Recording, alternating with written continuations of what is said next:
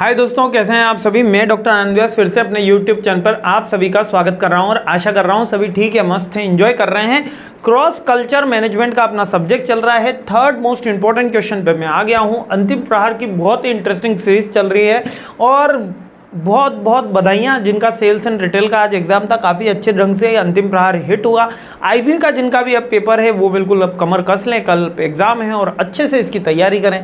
Third question क्या है, देखिए थर्ड क्वेश्चन है कोलबर्ग साहब की थ्योरी। ये बार बार मेरे को लगता है कि ये मैंने क्रॉस कल्चर में 6 से 7 बार पेपर में देखी है थ्योरी, है ना। तो ये थ्योरी क्या है, ये थ्योरी क्या है, मोरल रीजनिंग की थ्योरी है। कोलबर्ग साहब की थ्योरी मैं बहुत अच्छे से आपको याद करा दूंगा, है ना। इन्होंने एज के अकॉर्डिंग एक थ्योरी थी। इन्होंने बोला कि 3 स्टेजेस होती हैं लाइफ के अंदर।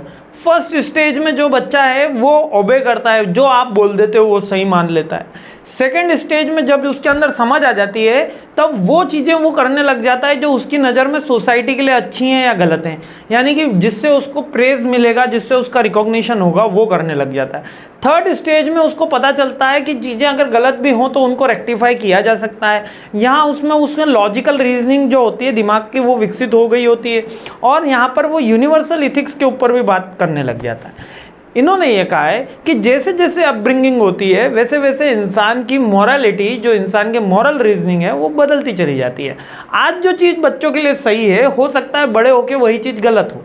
जैसे बचपन में हो सकता है, अब यहाँ पर एक एग्जांपल चॉकलेट का दे रहा हूँ, लेकिन ये बिल्कुल एकदम फ्रिक्शन है। चॉकलेट हो सकता है बचपन में किसी के लिए बहुत टेस्टी और बड़े होके वो उसको पसंद ना हो। बचपन में अपन को कार्टून्स काफ़ी अच्छे लगते हैं और बड़े होते होते केवल टॉम एंड जेरी नाम का कार्टून बचता है, बाकी सारे कार्टून अपन देख नहीं पाते हैं, समझ नहीं मिलता और खैर वो इतने लाइकिंग में भी नहीं आ जाते। तो लाइकिंग जैसे चेंज हो रही होती है वैसे ये कहना है कि इनका देखने का नज़रिया भी चेंज हो जाता है ना। ये कोल्सबर्ग साहब की मोटी मोटी थ्योरी कही। इसका आर्ग्यूमेंट तो सिंपल है कि जैसे जैसे एज की अपब्रिंगिंग हो रही है वैसे वैसे इंसान की सोचने समझने की शक्तियों का विकास हो रहा है और उसके थ्रू उसकी डिफरेंट स्टेजेस आ रही है। इसको काफ़ी ज़्यादा क्रिटिसाइज भी कहा गया क्योंकि ये काफ़ी सिंपल थ्योरी इन्होंने बोली, जबकि ह्यूमन माइंड काफ़ी ज़्यादा कॉम्प्लेक्स है। तो एक बात अपन को इसके क्रिटिसिज्म में भी याद रखनी है कि काफ़ी सिंपल थ्योरी बोली कि फर्स्ट स्टेज ऐसी होगी, सेकेंड ऐसी होगी और थर्ड ऐसी होगी। और ये थ्योरी कितनी बार प्रैक्टिकली इम्प्लीमेंट नहीं हो पाती। जैसे कि बहुत से बच्चे ऐसे हैं जो बचपन में ही समझदार हो जाते हैं। हम तो आज तक नहीं हो पाए, लेकिन बचपन में ही समझदार हो जाते हैं। हो सकता है जीवन में परिस्थितियां ऐसी रहती हैं बहुत से बच्चों के साथ, भगवान न करे किसी के साथ हो, लेकिन किसी के माता पिता बचपन में ही चल दिए, भगवान को प्यारे हो गए, तब वो बच्चा खुद ही अपब्रिंगिंग होता है, तब उसको जो जीवन सिखाता है ये कोई भी टीचर, कोई भी गाइड नहीं, मेंटर नहीं सिखा पाता।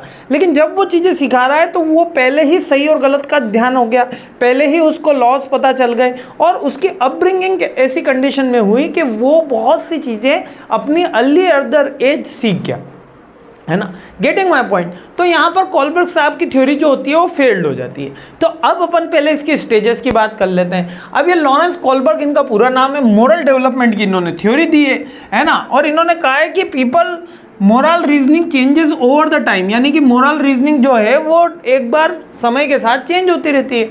अब ये प्री कन्वेंशनल लेवल है। प्री कन्वेंशनल लेवल यानी कि अब दिमाग चेतना आने से पहले का लेवल। ये क्या कह रहे हैं कि पहले बच्चा पनिशमेंट के डर से कोई काम करता है, उसको डराया जाता है, ऐसा मत करो, वैसा मत करो, ये गलत है, ये ऐसे नहीं, तुम गिर जाओगे। तो ये पनिशमेंट के डर से, वो ये नहीं जान रहा होता कि ये सही है या गलत है, वो केवल किस लिए काम करता है, ओबीडियंट बनने के लिए और पनिशमेंट के डर से काम कर रहा होता है। और इसी के अंदर फर्स्ट स्टेज होती है, इसी के अंदर सेकंड स्टेज आ जाती है। यहाँ पर वो पनिशमेंट से ज़्यादा रिवॉर्ड के लिए काम करता है। आप ये काम करोगे तो आपको चॉकलेट मिलेगी, आप ऐसा करोगे तो आपको ये टॉफ़ी मिलेगी। तो यहाँ पर बच्चा जो है वो रिवॉर्ड के खातिर कोई काम कर रहा होता है, यानी उसकी जो माइंडसेट होता है वो किस लिए होता है कि क्यों करना है, क्योंकि उसको रिवॉर्ड मिलेगा, न कि वो ये देख रहा होता है कि ये चीज़ सही है या ये चीज़ गलत है। ठीक है, तो यहाँ पर रिवॉर्ड्स एंड पनिशमेंट, पनिशमेंट भी आ गया है लेकिन रिवॉर्ड मेजरली लेता है। They believe it is a right to do the thing and benefit them, क्योंकि उसको लग रहा है कि इसमें उसको अगर कुछ रिवॉर्ड मिल रहा है तो ये चीज़ें सही है। प्री कन्वेंशनल लेवल है। जब अपन कन्वेंशनल लेवल पे आते हैं थोड़ी थोड़ी हमारी चेतना आ चुकी होती है, मतलब कि आप ये कह सकते हो किशोर अवस्था आ गई है। यहाँ पर गुड बॉय और गुड गर्ल का ओरिएंटेशन आ जाता है। यहाँ पर वो दूसरों से अटेंशन पाने के लिए जो चीज़ें उसको लगता है सोसाइटी के लिए सही हैं वो चीज़ें करने लगता है। Childrens are motivated to please others, यानी कि उसको लग रहा है कि इसको अगर मैंने करा तो लोगों को अच्छा लगेगा। वो इसलिए नहीं कर रहा कि उसको लग रहा है ये सही है, वो इसलिए एक्शन कर रहा है कि लोगों को लग रहा है कि ये सही है, ठीक है। और लॉ एंड ऑर्डर को वो पालन करेगा क्योंकि उसको लगता है कि लॉ का हम कुछ भी नहीं कर सकते, इनको फॉलो करना ही होगा, यानी कि जो कानून बना हुआ है इनको फॉलो करना ही होता है।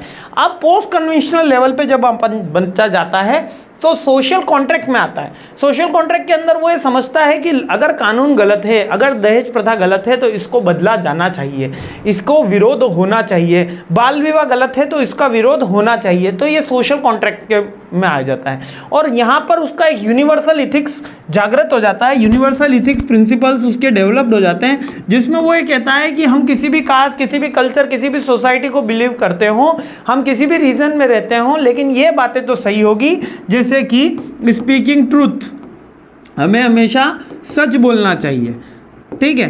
तो ये उसके लास्ट स्टेज में उसको पता लग जाता है कि ये चीज़ें तो हमेशा सही होने वाली हैं, भले मैं किसी भी पोजीशन में रहूँ। तो फर्स्ट स्टेज के अंदर वो पनिशमेंट के थ्रू या रिवॉर्ड के थ्रू काम कर रहा होता है।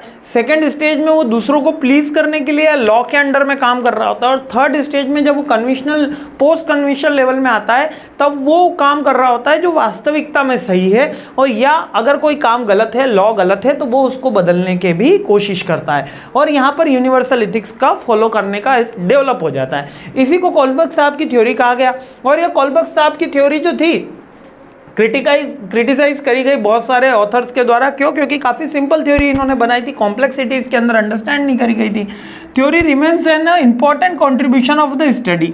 मोरल डेवलपमेंट की एक इंपॉर्टेंस दिया था क्योंकि इन्होंने फर्स्ट टाइम फ्रेमवर्क बना के दिया था, इसके ऊपर बहुत सारी अदर थ्योरी का एक बेस पॉइंट बना के दे दिया था कि फर्स्ट स्टेज में इंसान का दिमाग यानी ह्यूमन नेचर इस तरीके से करेगा, मिड में ऐसा करेगा और पोस्ट में इस तरीके से करेगा, कन्वेंशनल लेवल में इसमें बात करेगी। आई होप ये क्लियर हो गया। बहुत ही इजी थ्योरी है लेकिन बार बार एग्जाम में आई हुई थ्योरी है। पोस्ट 6 की 6 स्टेजेस इसी तरीके से आपको लिख कर आनी है। सेम एग्जाम्पल आप लिख सकते हो, कोई दिक्कत नहीं है और काफ़ी स्कोरिंग है। यहाँ पर डिटेल से ज़्यादा आपने जो एक्चुअल में अगर सही लिखा है तो इसके ज़्यादा मार्क्स हैं, ये बात माइंड में रखिएगा। जय हिंद, मुस्कुराते रहिए, खुश रहिए।